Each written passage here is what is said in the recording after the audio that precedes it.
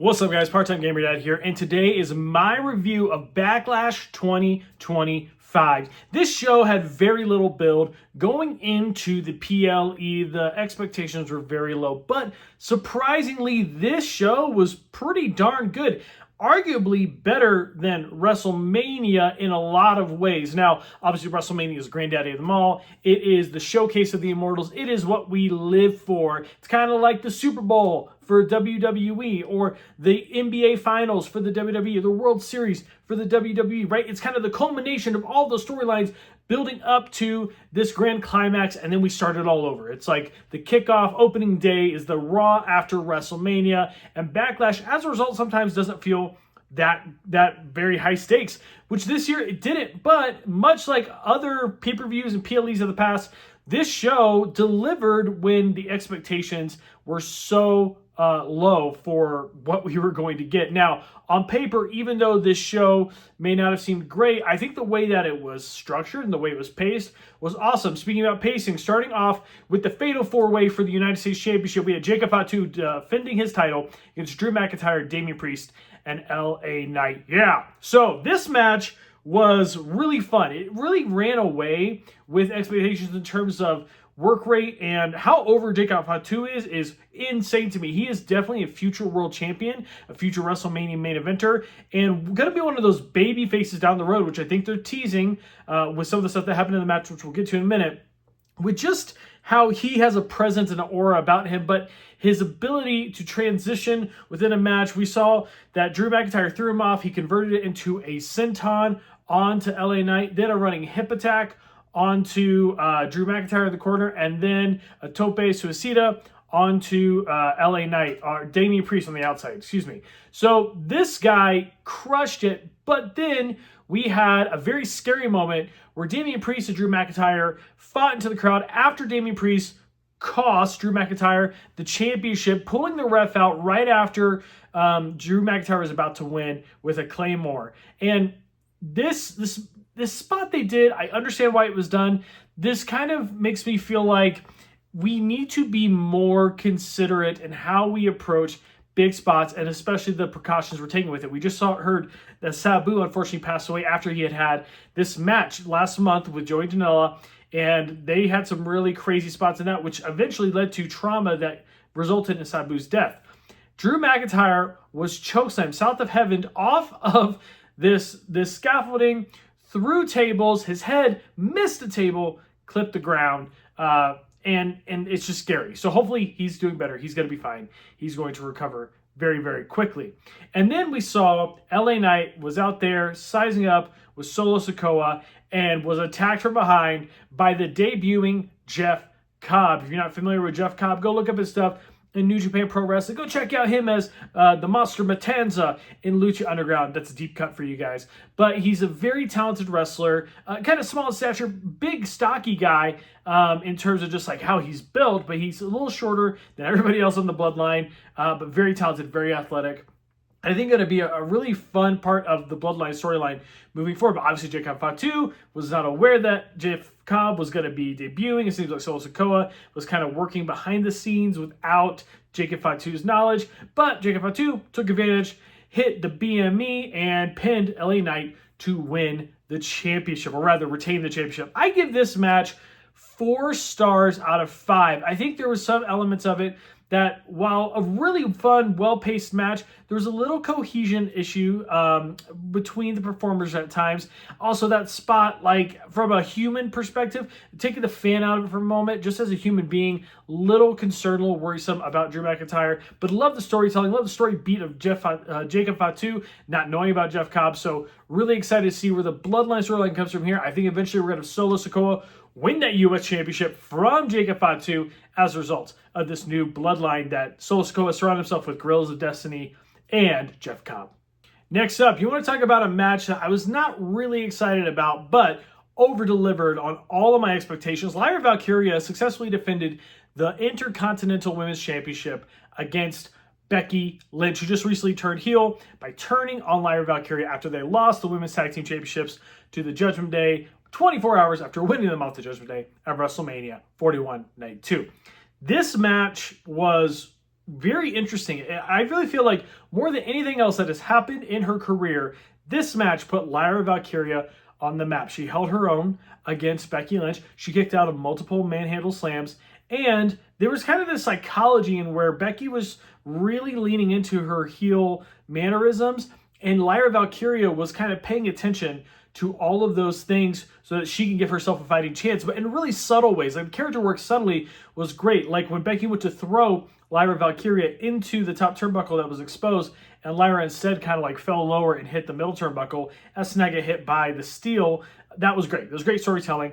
And a lot of false finishes towards the end. A roll-up, I think, was a great way to send it off. And then obviously Becky attacking her after the match. I give this one 3 3/4 stars. This is a really strong showing for both women. But if you want to talk about a match that's going to really cement you as a player within the ecosystem of WWE and kind of propel you towards the next part of your career, this match did that for Lyra Valkyria. I do think we're going to get down the road Becky Lynch versus Bayley versus Lyra for that Women's Intercontinental Championship, possibly at, what's the upcoming show? Night of Champions or Money in the Bank, or maybe we wait till SummerSlam, but Triple Threat is on the way, and then I think that's where we see Becky Lynch eventually win the title.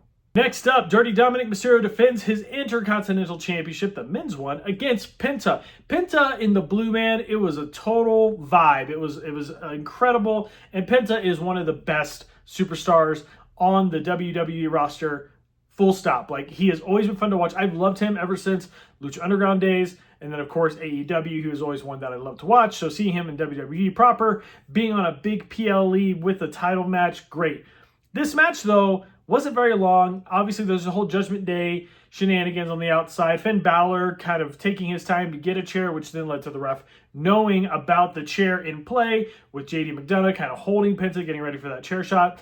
And then, of course, El Grande Americano being the one to save Dirty Dom's title reign by hitting him with that loaded mask. Dirty Dom for the Frog Splash. 1, 2, 3. He retains the IC belt. This one, I don't know if you can give it more than 3 stars. I mean, it was sub 10 minutes. It was good wrestling, but there wasn't a whole lot of time for storyline to play out.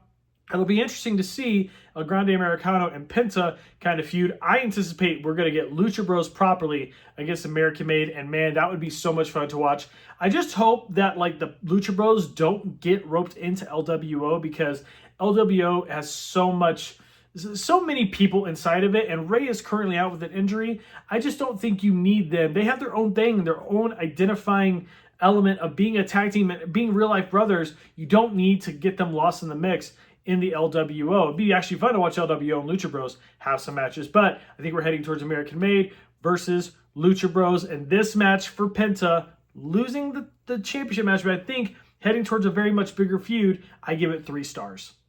Now, talking about a match that on paper shouldn't be as good as it was, we had Gunther defeating Pat McAfee by submission. And look, guys, I'm going to talk about the things I didn't like first. I did not like the finish. I did not like the fact that Pat McAfee fought through the rear naked choke longer than Gunther did in the World Championship match against Jey Uso at WrestleMania 41. I said back then, I thought that how quick he tapped out at WrestleMania was not a good showing for him. It didn't really do him any favors. And then having him, the person who has the move, who does the move frequently, because Jey Uso doesn't. So like him putting it on Gunther and Gunther tapping quick was weird.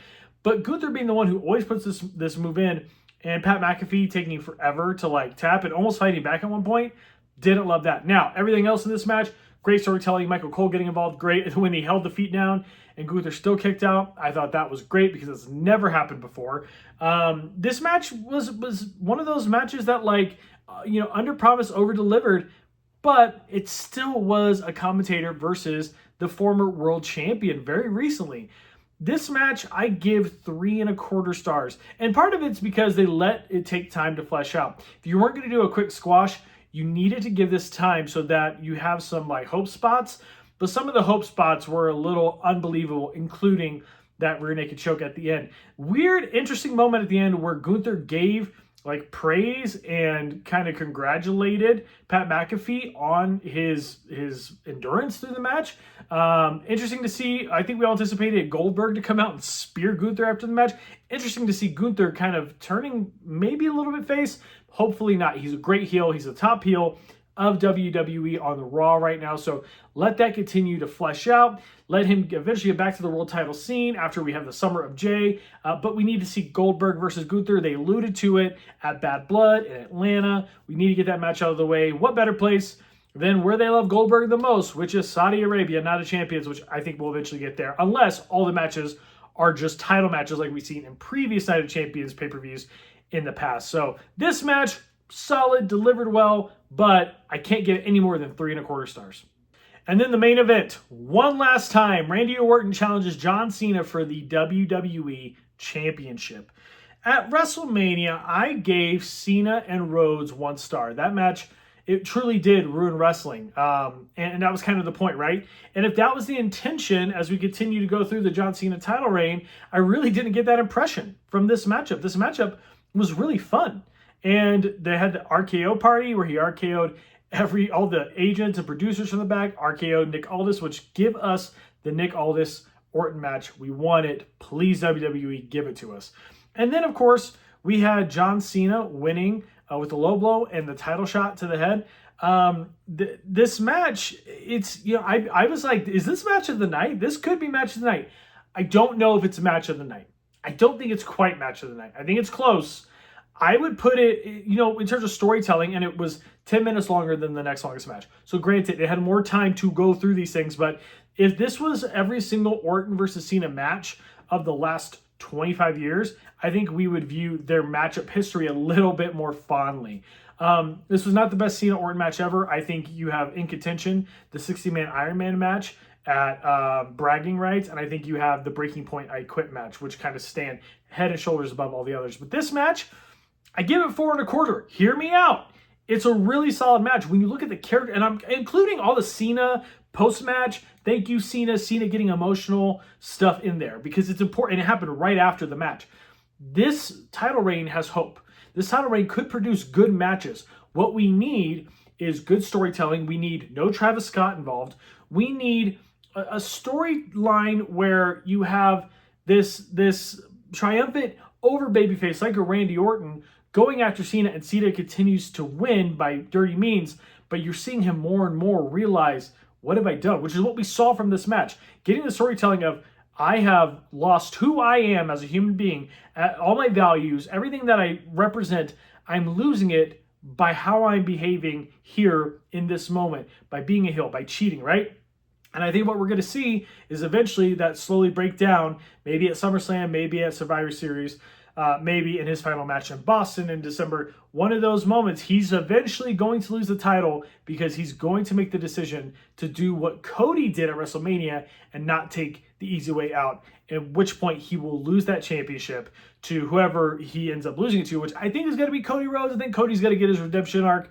But this match, 4.25 stars. If this is it, this is really the final Orton versus Cena match, what a way to go out. Great showing for both guys. And then, of course, the post-show conference with Cena putting R-Truth through a table.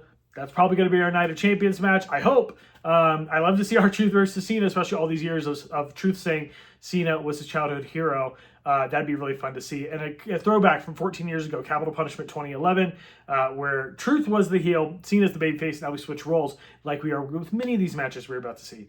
So 4.25 stars. Cannot wait to see what happens. Night of Champions, Money in the Bank. Some really fun stuff coming up. There's a lot of wrestling, a lot of big shows coming up in a very short window. We're going to do all the reviews we possibly can. Continue to make sure you watch all the shorts, all the long form videos, like the video, subscribe to the channel, comment down below your thoughts on Backlash 2025, and I will see you very soon.